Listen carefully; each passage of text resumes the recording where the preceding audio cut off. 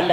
இஸ்லாத்தின் மீது வெறுப்பு இருந்தாலும் நாம அதிகாரத்திலும் பண பலத்திலும் குறைவாக இருக்கின்றோம். எனவே தான் சிலர்களை பார்த்தால் இந்த இஸ்லாத்துக்கு ஆதாதவன் என்று சொன்ன, இஸ்லாத்தை பார்த்தால் பயங்கரவாதிகள் என்று சித்தரிக்கக்கூடியவன் கூட சில அரபிகளை பார்த்தால், இது போன்ற பணக்காரர்களை பார்த்தால் நமஸ்தே ஜி, சலாம் அலைக்கும் ஜி அப்படின்னு சொல்றான்.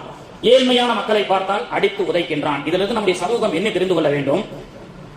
பொருளாதார முன்னேற்றமும் அதிகார வர்க்கமும் நம்மிடத்தில் இருந்தால் மட்டுமே இந்த ஊரில் தலை நிமிர்ந்து வாழ முடியும். இல்லை என்று சொன்னால் இன்னைக்கு நம்ம வீட்டுக்கு புல்டோசர் அனுப்புவான், நாளைக்கு நம்ம வீட்டுக்கு வெடிகுண்ட போடுவான். நம்ம இடத்துல ஒரு வாழ்வியல் முன்னேற்றம் இருக்க வேண்டும். ஆனால் இன்னைக்கு பாத்தீங்கன்னு சொன்னா இப்பொழுது வியாபாரம் நடக்கக்கூடிய ஒரு சூழல். வியாபாரத்தை எப்படி முன்னேற்ற வேண்டும்? நம்முடைய முன்னோர்கள் ஒரு சாதாரண மளிகை கடை வைத்திருப்பார். அவருடைய பிள்ளை எப்படி மாற்ற வேண்டும்? டிபார்ட்மெண்ட் ஸ்டோராக மாற்ற வேண்டும். வாழ்க்கையுடைய காலத்தின் சக்கரம் எவ்வாறெல்லாம் சுழலுகின்றதோ அந்த அளவுக்கு அப்டேட் ஆகக்கூடிய சமூகத்தை நாம் உருவாக்க வேண்டும். அத்தா சின்னதா ஒரு மளிகை கடை வச்சிருந்தாரு, மகன் வந்தாரு, அவர் டிபார்ட்மெண்ட் ஸ்டோராக அந்த கடையை மாத்தலாம். அடுத்த ஜெனரேஷன் ஹைப்பர் சூப்பர் மார்க்கெட்டாக மாத்தலாம். இப்படியாக நம்முடைய முன்னோர்கள் கட்டமைத்த வியாபாரம் என்ற அற்புதமான அந்த வழியை அடுத்த கட்ட நகர்வுக்கு முன்னேற்றத்தை நாம் எப்படி கொண்டு செல்ல வேண்டும்? இப்படி இருந்தா தான், பணம் காசு இருந்தா தான் நம்ம மதிப்பான், சொந்தத்திலையும் சரி எல்லா இடத்திலையும் சரி. அப்ப அதற்குண்டான முன்னேற்ற பாதையை நாம் எப்படி அமைத்துக் கொள்ள வேண்டும் என்பதை நாம் சிந்தித்து அதன் அடிப்படையில் நடக்க வேண்டும். அத்தா ஹோட்டல் வச்சிருந்தார் சின்னதா, மக மல்டி குஷன் ரெஸ்டாரண்ட் வைக்கும். அத்தா கவர்மெண்ட்ல கிளாக்கா ஒர்க் பண்ணாரு, அதே மகன் அதே கவர்மெண்ட்ல கலெக்டராக உருவாக வேண்டும். அத்தா கவர்மெண்ட்ல துப்புரவு தொழிலாளராக இருந்தாரா, அதே கவர்மெண்ட்ல நல்ல உத்தியோகத்தில் செய்ய வேண்டும். நம்முடைய முன்னோர்களுடைய வாழ்ந்த அந்த படியை தாண்டி அடுத்த கட்ட நகர்வுக்கு செல்ல வேண்டும். இதுல ஒரு பெரிய விஷயம் தெரியுமா? நமக்கு முன்னாடி இருந்த தலைமைத்துவம், தாய் இல்லத்து காலத்தில் இருக்கப்பட்ட எத்தனையோ அரசியல் நல்ல தலைவர்கள், ஆளுங்கட்சியுடைய தலைவர்களாக இருக்கட்டும், அடுத்த ஜெனரேஷன் இல்லாமலே போயிடுறாங்க. ஒண்ணு அவங்க ஒதுக்கப்படுறாங்களா அல்லது அவர்கள் ஒதுங்குறாங்களான்னு தெரியல. அரசியலாக இருந்தாலும் தாய் தந்தை அரசியல் வழியில் இருந்தால் அதில் முன்னேற்றம் அடைந்து அத்தா சாதாரண வார்டு கவுன்சிலரா, எம்எல்ஏ ஆகுங்க, எம்பியாக மாறுங்கள். அடுத்த கட்ட நகர்வுக்கு நாம் சென்று வாழ்க்கையில் முன்னேற்றம் அடைந்தால் மட்டுமே நம்முடைய சமூகத்தை மதிப்பார்கள். பணம் காசு இல்லை என்று சொன்னால் 10 காசுக்கு பிரயோஜனம் இல்லாதவர்களாகத்தான் நம்மை மதிக்கக்கூடியவர்களாக இருப்பார்கள். அடுத்த கட்ட நகர்வை சிறப்பான முறையில் அமைத்துக் கொள்ள வேண்டும். இந்த பண்டிகை காலம் வெளியூரில் இருந்து வரக்கூடிய பஸ் ட்ரெயின்லாம் ஃபுல் ஆயிடுச்சு. இப்படிதான் ஒரு வாலிபர் பெங்களூர்ல வேலை செஞ்சுட்டு இருக்கிறாரு, ஊரு ஹைதராபாத். 2006 என்ன செய்யறாரு? பண்டிகை கால விடுமுறை, ஐடில ஒர்க் பண்ற ஒரு இளைஞர் பண்டிகை கால விடுமுறைக்கு பெங்களூர்ல இருந்து ஹைதராபாத்துக்கு போனோம். அவருக்கு பஸ்ல டிக்கெட் கிடைக்கல, பஸ்லயும் டிக்கெட் கிடைக்கல, ட்ரெயின்லயும் டிக்கெட் கிடைக்கல. அப்பெல்லாம் ஆன்லைன் புக்கிங்லாம் அப்போ கிடையாது, பிசிக்கலான புக்கிங் தான். போய் இடம் போட்டு ஏறுவோம். நம்மளாம் பாத்துருக்கோமா இல்லையா? பழைய பஸ் ஸ்டாண்ட்ல பஸ் ஏறணும்னு சொன்னா இந்த ஆத்துப்பாலத்திலே பஸ்ல போய் கர்ச்சிப்பு போட்டு ஏறி முண்டி அடிச்சு போன காலங்கள் அந்த காலம். ஆனா இன்னைக்கு செயலி ஆப்புகள் வந்து விட்டது. ரெட் பஸ் அந்த ஆப் எல்லாம் வந்து இன்னைக்கு உட்கார்ந்த இடத்துலயே புக் பண்ணிட்டு போறோம். அப்போ அப்டேட் ஆகணும். இந்த 2006 ஒரு இளைஞர் என்ன செஞ்சாரு? பெங்களூர்ல மாட்டிக்கிட்டாரு. பண்டிகை இது போன்ற தீபாவளி பண்டிகைக்கு அவரால் ஹைதராபாத்துக்கு சொந்த ஊருக்கு போய் தீபாவளியை சொந்தத்தோடு கொண்டாட முடியல. தனிமையில் மாட்டிக்கொண்டார்.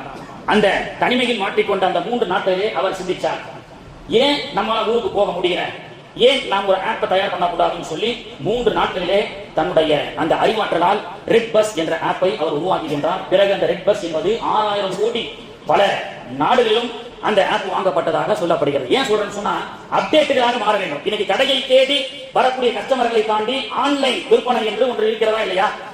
நம்முடைய தாத்தா காலத்துல நாங்க வியாபாரம் செய்வோம். அடுத்த கட்ட நம்முடைய பிள்ளைகளுடைய நகர்வை இன்னைக்கு இருக்கக்கூடிய காலத்தின் சுழற்சியின் அடிப்படையில் அப்டேட் செய்து அவர்களை உருவாக்க வேண்டும். அப்படி உருவாக்கினால் மட்டுமே நம்முடைய சமூகம் நல்ல முறையில் எதிர்காலத்தில் இருக்க முடியும். ஏனென்றால் என்னைக்கு ஆப்ஷன் ஒன்று வருதோ, ஆப்ஷன் சொன்னா துபாய்க்கே போயிடலாம், விசா எடுத்துட்டு அக்காவுடைய கடையை நம்ம எங்க பாக்குறது?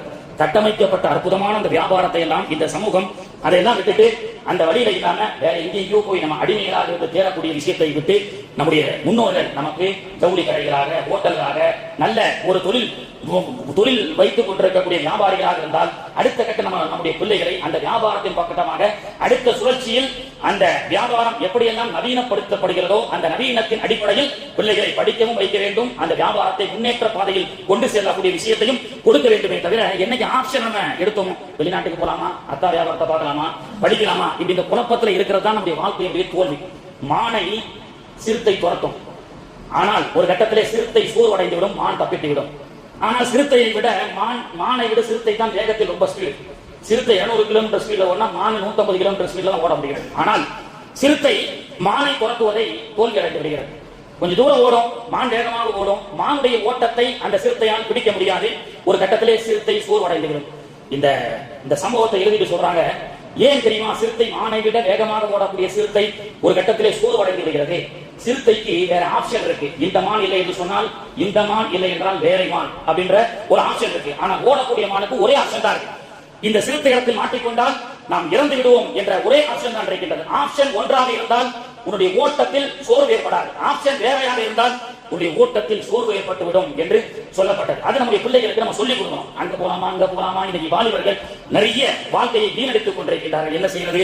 இந்த யோசனையிலேயே இந்த வாலிபர்கள் எதிர்கால லட்சியம் இல்லாமல் வாழ்ந்து கொண்டிருக்கக்கூடிய வாழ்க்கையை நம்மால் பார்க்க முடிகின்றது. கண்ணியத்திற்குரியவர்களே, எனவே அடுத்த கட்ட நகர்வை நம்முடைய சமூகம், நம்முடைய குடும்பம், நம்முடைய எதிர்கால பிள்ளைகள் எப்படி இருக்க வேண்டும் என்பதை நாம் மிகவும் ஜாக்கிரதையாக இருக்க வேண்டும். அப்படி நம்முடைய சமூகம் அரசாட்சியால், ஆட்சியால், நல்ல பொருளாதாரத்தால் முன்னேறி இருந்தால் மட்டுமே எதிர்வரக்கூடிய சமூகம் இந்த தேசத்திலே தலை நிமிர்ந்து இருக்க வேண்டும். தீய சக்திகளுடைய நோக்கம் இஸ்லாமோ தீவிரவாதமோ அல்ல. தீய சக்திகளுடைய நோக்கம் என்பது பணம் மட்டுமே. ஏனென்றால் 2021 தலிபான் தீவிரவாதி என்று சொன்ன இதே வாய்தான் இன்று தலிபானை வரவேற்றிருக்கிறது என்று சொன்னால், பொருளாதார முன்னேற்றம் அடைந்த பொழுது உன்னை மதிப்பான். பொருளாதாரத்திலும் ஆட்சி அதிகாரத்திலும் எப்பொழுது நாம் பின்தங்கி விடுகின்றோமோ நம்மை செல்லா காசாக மதிப்பான் என்ற இந்த சூட்சமத்தை தெரிந்து கொண்டு நம்முடைய வாழ்வியலுடைய அந்த வளர்ச்சியை நாம் அடுத்த கட்ட நகர்வுக்கு கொண்டு செல்ல வேண்டும். கண்ணியத்திற்குரியவர்களே, இந்த நரக அசுரன் இறந்த நாளை தீபாவளியாக கொண்டாடக்கூடிய இந்து மக்களுடைய நம்பிக்கையின் அடிப்படையில் நரக அசுரன் ஒளிந்த நாள் மக்கள் தீபம் ஏற்றக்கூடிய தீபாவளி என்று சொன்னார்கள்.